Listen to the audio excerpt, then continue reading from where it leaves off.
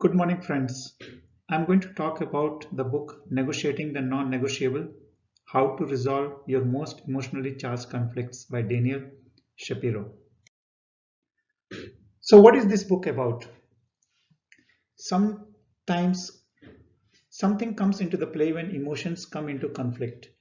This book talks about ways how we can get out of this tribal effect mindset, why conventional approaches are insufficient when dealing with emotionally charged conflicts. This book will present a framework to boost collaboration when dealing with emotionally charged conflicts, how to recognize when your mind is trapped into them, how to fight five emotional traps.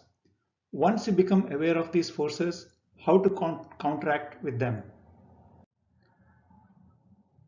Every organization has conflicts. It's a natural part of life in corporate world. Negotiations and dealing with conflicts help corporations. If these emotionally charged conflicts are not taken care, they can damage one's productivity, relationship, and well-being. You start to feel frustrated, stressed out, fall more sick, and organizations suffer.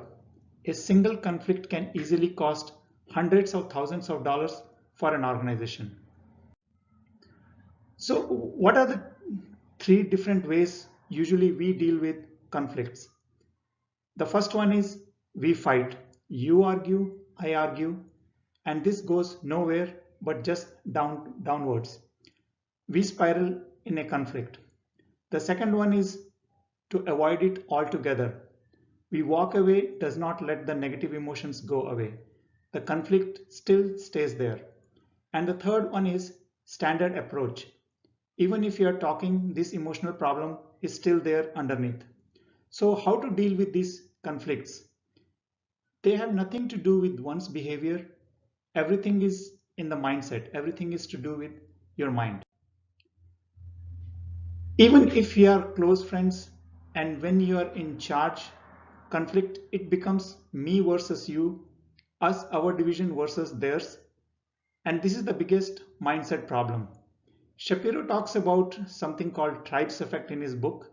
So what he says, the tribe effect is a divisive mindset that fuels conflict and power. Everybody is born with different ethnicity, religion, race, raised with certain values. Even if we are all in same cohort MBA program, but not like the other people in the street, we become part of a tribe. These are what Shapiro calls as our tribes. There are five emotional forces that pulls us towards this tribal effect mentally. So let's go ahead and look into each of these lures which which attracts us towards this tribal effect. What is vertigo? Let's talk about it. One gets consumed into the conflict so much that one cannot think about anything else other than the conflict. I'm sure it has happened to you and it has happened to me too. It could be something related at work, at home, with a friend or with a colleague. You get so much sucked into this spiral world that you cannot come out of it. This is called vertigo. You go to work, you go to a movie, you go to a class, or you go anywhere. You constantly think about this particular conflict. Your body is present everywhere, but your mind, your heart is still in the conflict. This is a spinning tornado and you get sucked into this particular tornado. So how do you deal with this vertigo? Shapiro defines two ways how we can avoid this vertigo or how we can come out of it. One is be aware of this vertigo when it's coming and think, do you really want to get stuck into this tornado or something you can just let it go? Maybe you have so much grudges against that particular person that you do want to get stuck into tornado. That's your decision. The second one is called taboos. Whether it's the office or home, there are some issues that are socially prohibitive from talking about. Yet, even these issues that the ones are driving us so much dysfunctional both at work and at home. In the home, everybody knows that, but nobody wants to talk about mom's drinking problem, grandfather's smoking problem. Or at work, everybody knows that there is a dysfunctional going on in a division, but because of getting punished, you do not dare to go and talk to your senior executives. Yes, if you don't talk about these issues, you are suffering and it affects the bottom line. So how do you deal with these taboos? One thing is break through the taboos. Create a trust among those people to be freely talking to you.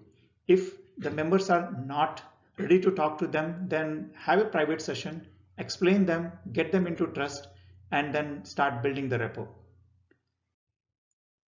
The third emotional lure which Shapiro talks about is repetitive compulsion. All of us, including me, in our lives, we tend to feel dysfunctional behavior again and again and again and again. It's like, you know about the mosquitoes who knows that the flame is fatal, but still it gets getting attracted towards it. It knows that its natural instinct says that it is fatal for him, but it still gets sucked into that. So the repetitive compulsion, you can say that it has three major parts.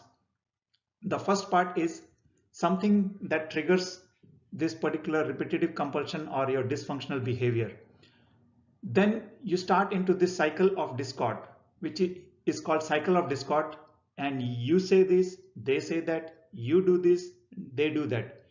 It becomes a same pattern again and again and again and again, and you get stuck in this particular spiral pattern. So how do you deal with this particular repetitive compulsion? What Shapiro suggests is just pick one of these particular items or nodes in the cycle and break out of it. And if you break out of it, that's it. You are out of repetitive compulsion. Like usually what I do is like when I'm stuck in some kind of cycle of discord, I'll just say I'll take a break and I'll come back to the matter again. I know it's not. It sounds pretty easy, but it is not. It requires a lot of practice and patience. The fourth one Shapiro talks about is assault on the sacred. Actually, negotiations that involve the sacred issues are the most challenging conflicts to resolve. Emotions are strongly attached to people's beliefs and values. Most important, while in these conflicts, one should be like, one doesn't know what the other particular person thinks about this. So how do you resolve this particular kind of conflict, or how do you come out of this lure?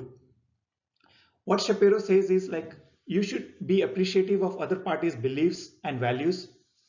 You should be ready to listen to them and keep an open-minded mind and ask open-ended questions. The last one is something called identity politics. We human beings are by nature political animals. We make allies with strong and powerful groups or people to better position our goals or desires. This process of positioning ourselves is what identity politics is all about. So how do you deal with this kind of identity politics? What Shapiro suggests is just create a positive identity, not a negative identity.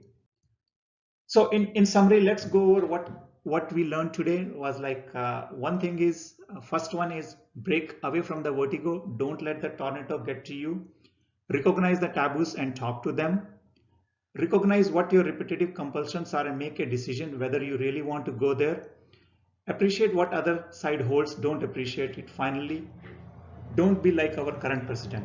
So at the end, I would like to say that even after author has explained all these frameworks and we read hundreds of books on negotiation, we cannot be successful if we do not keep our mindset towards the communal harmony while doing the negotiation.